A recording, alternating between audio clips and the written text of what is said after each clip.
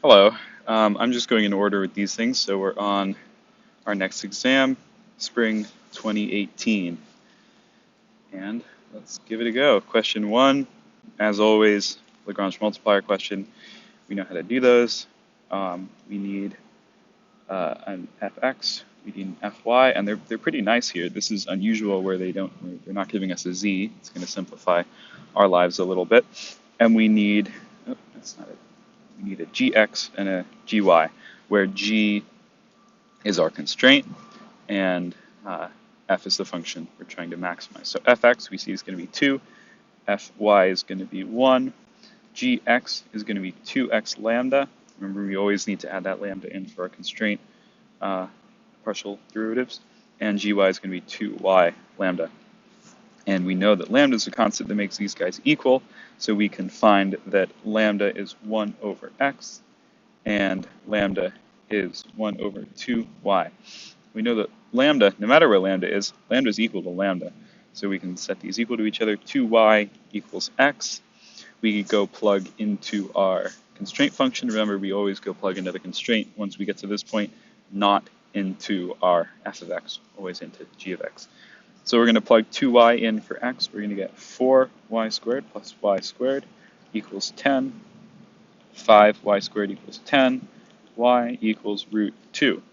And we know that x is equal to 2y, so x is equal to 2 root 2. And then we can go up here and plug into our f, 2x plus y. That's going to be 4 root 2 plus root 2 is 5 root 2, and we're done. Question 2, it's pretty unusual that they give us just a normal double integral on a rectangle. So, you know, this is abnormally easy, but we see that we're on a rectangle that runs from 0 to pi in both y and x. So there's our region right there, and we can integrate whichever way we want. It will not matter. 0 to pi, and let's just do dy dx for the hell of it, cosine x plus y. Here we go.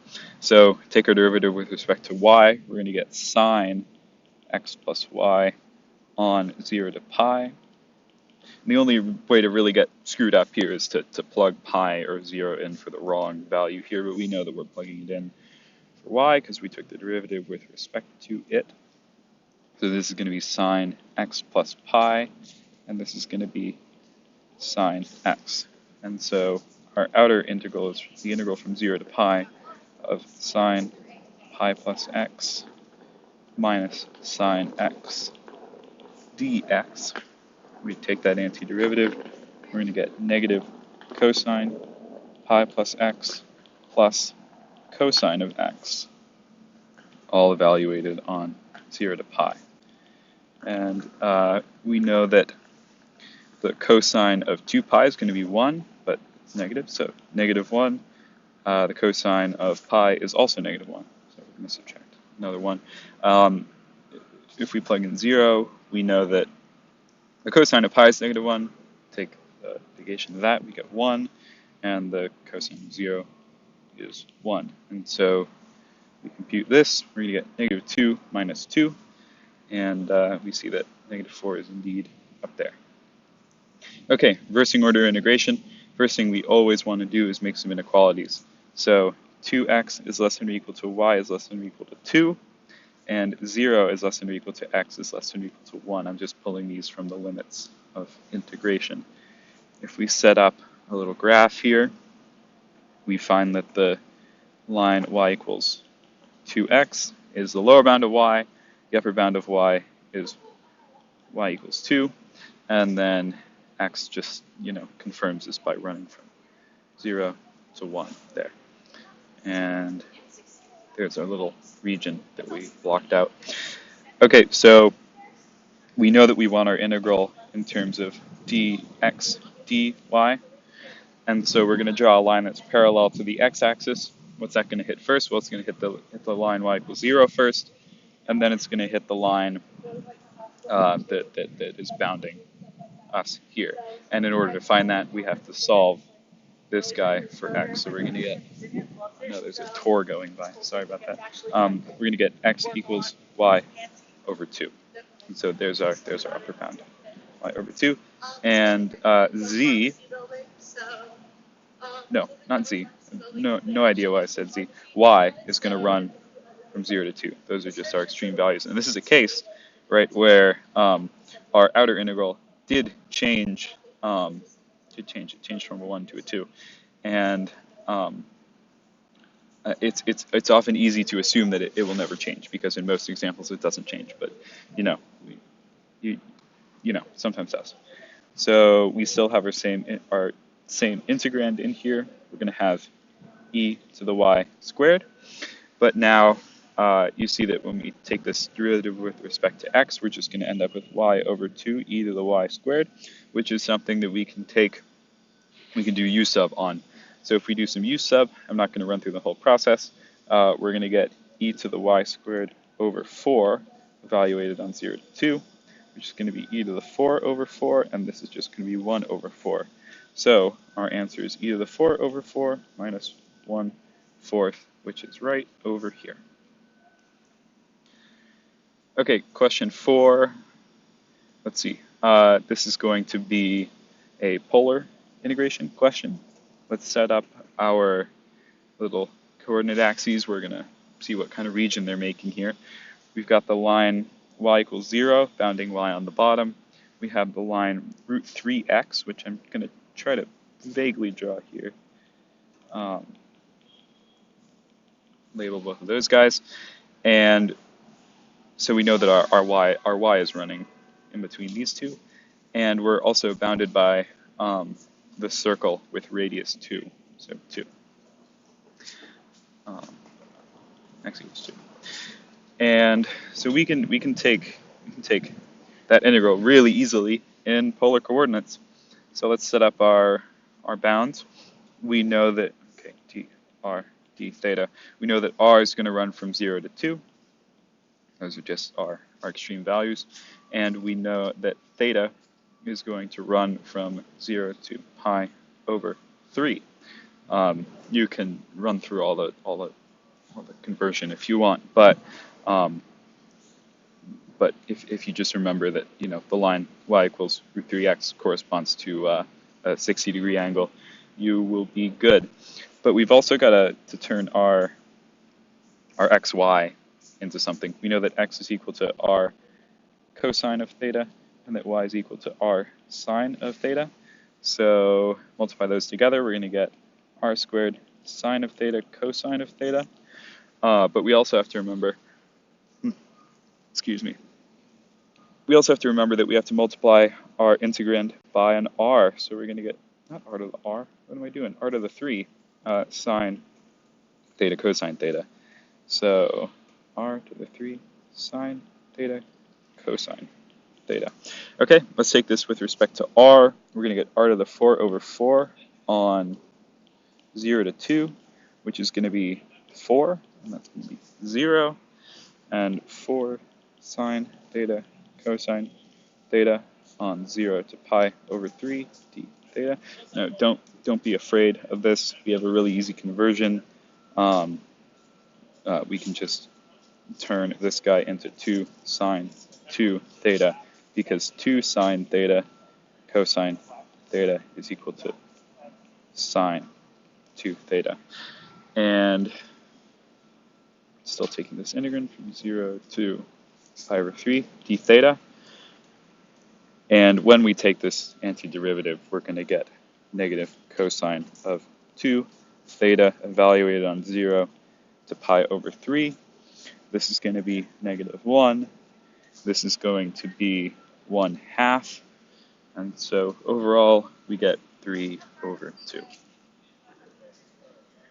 Okay, so here we have a rectangular triple integral that they want us to convert to a different rectangular triple integral, which is going to be interesting. Really helps with these to write out your inequalities. So 0 is less than or equal to z, which is less than or equal to 2 minus 2y. 0 is less than or equal to y, which is less than or equal to 1 minus x. And x runs between 0 and 1. And we don't actually need to graph this thing. We can just take a look at our answer choices and figure some stuff out. So z is always running between 0 and 2, so we don't have to worry about any of that. There are some differences in y here. So we see that we're taking our first derivative with respect to x. So let's solve this guy over here with respect to x. So 1 minus x equals y. That's the same thing as y minus 1 equals negative x. So 1 minus y equals x. And we see, looking for 1 minus y, we got 1 here, we got 1 here, got 1 here, but these two are wrong. So A and B are already out of there. And we don't need to do any more math, because we know that any bounds of integrals that we're taking have to be in terms of variables outside of that integral. And so these two right here, we're taking with respect to y. We have a z on the outside. We can't have x's in here. That's no good. So we can rule those out, and we find that E is correct. And we can confirm this by solving this guy up here for y. Okay, we have a pretty quick and easy spherical integral. The only way this can really get you, if you don't remember how to turn z into spherical coordinates. So we see we're in the region of the first octant. So we know that phi is going to run from 0 to pi over 2, and that theta is going to run from 0 to pi over 2. We can draw a little coordinate axes here and see that phi can only go 90 degrees and theta can only go 90 degrees before they are outside of that first octant. And they're nice to us. They're giving us the unit sphere, so we know that this is rho squared equals 1, and so rho runs from 0 to 1. So let's just set up our integral. Rho from 0 to 1, d rho, d phi. And there's pretty much never a reason not to use d rho, d phi, d theta. That order seems to work every time. It just simplifies things a little bit. So phi is running from 0 to pi over 2, and theta is running from 0 to pi over 2. And we know that inside here, before we do anything, these integrals start off with rho squared sine phi. But then we got this z. Well, it turns out that z in spherical coordinates is rho cosine of phi. So we can just multiply that guy in. We're going to get rho cubed sine phi cosine phi. We'll take this first integral.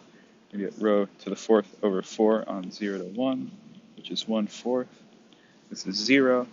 And so 1/4 sine phi cosine phi, integral from 0 to pi over 2 d phi. Well, we can use a relation that we had to use a couple questions ago, and that is 2 cosine phi sine phi is sine 2 phi.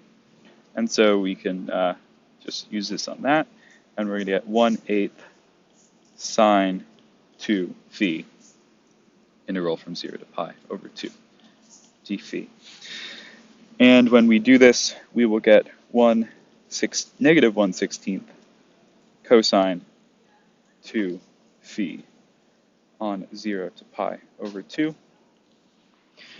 Well, pi over 2 times 2 is pi. Cosine of pi is negative 1, so we're going to get 1/16 here. And cosine of 0 is 1 times negative 1/16 is negative 1/16. So subtract that guy out, we're going to get 1/8 for that integral. And since we're not dependent on theta, we could have just written this as multiplied by pi over 2 on the outside. So 1/8 times pi over 2, we get our answer, which is pi over 16. Okay, another surface area integration question. You don't need to know this for the exam. I've been told that apparently Sinclair mentioned in lecture that surface area will not be on these exams, which is good, because this question in particular is a little bit scary. We'll still do it. We'll do it for fun. We see that we're dealing with, we graph this guy out, we're dealing with a cone that's coming down from z equal to 11. It's kind of coming down like this. Apologies for my terrible drawing, but we're intersecting the plane z equals 2. So we're not actually making it down to the xy plane. Just to make our lives easier, we can change this up and have it intersect at z equals 0. Just change this to z equals 9 up here. And you see, all we did was shift the entire thing down 2 units. We didn't actually change the surface area of anything.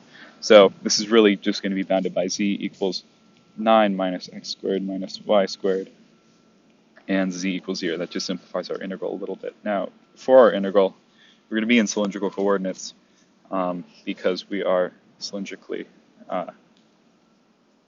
we're symmetrical about the z-axis. So we're going to have a r dr d z, well, no, excuse me, dz dr d theta. We know that our z is running from z equals 9 minus r squared. We can do that little substitution in there, and z equals 0. So 0 to 9 minus r squared. Solving for r, when z is equal to 0, r is equal to 3. And when z is equal to 9, which we know is the max, r is equal to 0. And theta, we're not actually dependent on theta in here at all. And so our theta, we can just multiply by 2 pi and get rid of this guy. Turn it just into a double integral. Okay, now for our integrand, we know that for surface area, we need the square root of fx squared plus fy squared plus 1. And we can see that this is, fx is going to be negative 2x, so 4x squared plus 4y squared plus 1. We can replace these guys for r, so we're going to get root 4r squared plus 1. 4r squared plus 1 in there. And we see that this works out very nicely. We can do some u substitution on it. So we're going to get 1 over 8. I'm skipping some u sub steps. You can work through all this if you really want to. 1/8 times 2/3, because this is the square root. We're going to be taking it to the 3/2 power. 4r squared plus 1 to the 3/2. This guy simplifies down to 1/12 on the outside, which is pretty nice. And we're taking this integral.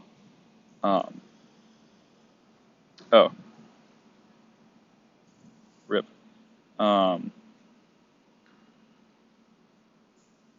Okay, so I made a mistake here. Yeah, excuse me. This integral shows off one of the easy ways you can screw up on these surface area things. We're only using the xy plane projection of our surface. So this z, this is not a thing. We're actually just taking a polar integral where r runs from 0 to 3 and theta runs from 0 to 2 pi. Sorry about that. And so we're not dependent on theta, so we can put a 2 pi here. Oh God, hope I didn't confuse anybody with that. Probably did. I'm probably going to have to redo this. I'm so sorry. And we're running from 0 to 3. So solving this guy, we're going to get 1/12, 37 to the 3/2, which you see their phrasing in here is 37, root 37, which is fine. And then this guy is just going to be 1/12. And then we multiply everything by 2 pi. We're going to get pi over 6, 37, root 37 minus 1. And there we go. Sorry, I screwed that up a little bit, but it's not even on the exam, so don't pay attention to me. Okay, we have question 8, the equation of a surface, phi equals pi over 4. we can, this ends up being a cone. We can make our little coordinate axes here, x, y, z. And we know that phi is the angle coming down from the z-axis.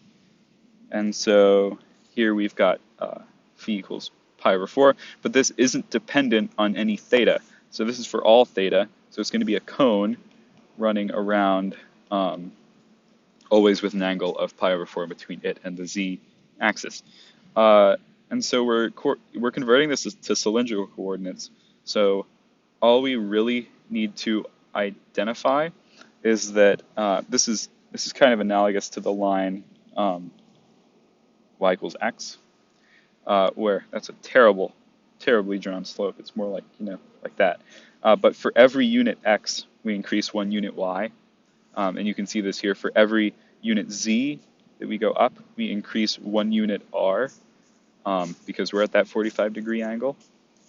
And so this is simpler than it looks. You can just do this graphically, and z equals r. You can also do this with the actual, the conversions. There are formulas for this, but I prefer to just do it by looking at the graphs. Okay, we have a line integral for work done using f.dr, and supposedly this type of integral, line integral, will not be on the exam, but it's still, if you're studying for the final or whatever, this might be a good thing to look at. And so we have f is negative y comma x, and we're moving along the semicircle with radius 1. We're moving in a counterclockwise direction, so we can put our little orientation markers on there. We're moving from 1, 0 to negative 1, 0. So there's our path right there. And we know that we can parametrize circular curves with x equals r cosine theta, y equals r sine of theta. But in this case, r is a constant, and it's just 1. So we can get those out of there. And what's our, sorry, this shouldn't really be theta, this should really be t, but it doesn't, it's just convenient. And we see we're doing a hemisphere, and so 0 is less than or equal to t, which is less than or equal to pi. So our integral runs from 0 to pi. We know that we want it with respect to t. And we know that in order to find these work done integrals, it has to be f dot dr. And so our r function is the path that we're running on, which is, that's an f. I wanted an r. Let's see. R is cosine of t, sine t. So we can find, God, terrible. We can find r prime. Again, it's an f. My handwriting's falling apart. Sorry about that. We can find r prime, which is going to be negative sine t cosine of t, and we can do our dot product right there. So plugging in negative y for f, we're going to get, right there, we're going to get negative sine t, and then dotting that with the x component of r prime, we're going to get another negative sine t. And then to that, we're going to add, because we're doing the dot product, our other component of f, which is our x, so cosine t, and then multiplied by the y component of r prime, which is cosine t. And we see that really all we get here is sine squared t plus cosine squared t dt, which is, it's just 1. So get rid of that 1 from 0 to pi. dt, this is just going to be pi, and we're done. Okay, 10. Last one. Nope, we got another one. This one's a crazy one. We've got another line integral to compute, and they give us our curve, they give us our bounds. They're being pretty nice to us here, so you know that our bounds are from 0 to pi. We're going to plug y in, which is just t, and then we know for ds we have to find the square root of the sums of the squares of the derivatives of r of t. So let's find r prime of t. That's going to be negative 2 sine 2t, 1, and 2 cosine 2t.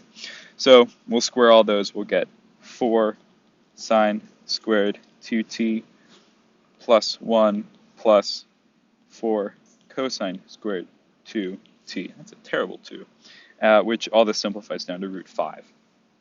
So root 5 dt. And we can find this pretty easily. It's going to be t squared over 2 root 5 on 0 pi. Oh, God, you can't tell I'm outside. That's why there are things going by. And we'll get pi squared over 2 root 5, and this is just going to be 0. So pi squared over 2 root 5 is right there, and we're done. Okay, question 11. This thing, if you try to solve it normally, will completely destroy you. I spent a little too much time on it and got nowhere. But there's a really pretty cool way to solve these when you have really big polynomials in here and disgusting paths that you're going on. So we're looking for f.dr, and we know that this f is formed from the gradients of an overall, like, bigger, better potential function. So we can take the partial, well, not the partial derivatives, the integrals with respect to x, because this is the x component, y, and z, and actually find what our function f that we got these from is. So we'll do that. We'll get x squared y cubed plus 2x y squared. That's a z. That's a z. Z squared. And so there's our x component. We find for our y component, it's x squared y cubed. Look, these are the same. That's interesting. Plus 3y z squared. Okay, and if we go take our integrals with respect to z over here, we're going to get 2x z squared. These guys are the same. And plus 3y z squared. These guys are the same. So you see, what we've really done is found 3 components. One's made out of x and y, one's made out of y and z, one's made out of x and z. I think that's all 3 combinations. Might have repeated one. But what we have here is x squared y cubed plus 2x z squared plus 3y z squared, and this is our function. We've extracted it from our gradient vector field, which is pretty cool. And all we have to do now is find how our function changes. So if we plug in 0 for t for our r of t, we're going to find that that's 0, and that's 0. And if we plug in 1, we're going to find that this guy is -1, 0, 1. I'm sure there's a much more theoretical way of explaining this. I don't know it. I didn't read that far into the article or the explanation that I found for this. But all we have to do is take these x, y, and z values, plug them into our overall function, find the difference, and that's our answer. So we start at 0, 0, 0. So our function, this guy's 0, that guy's 0, that guy's 0. Our overall function is equal to 0. But when we're at -1, 0, 1, well, anything with a y in it's going to be 0. So that guy's 0, that guy's 0. But this guy is 2 times -1 times 1 squared is -2. And so we see that our function has gone from 0 to -2. Turns out our answer is -2. So I just think this is a pretty quick and pretty easy way of solving these expressions that otherwise get pretty disgusting pretty quick. Okay, hope this was helpful. See ya.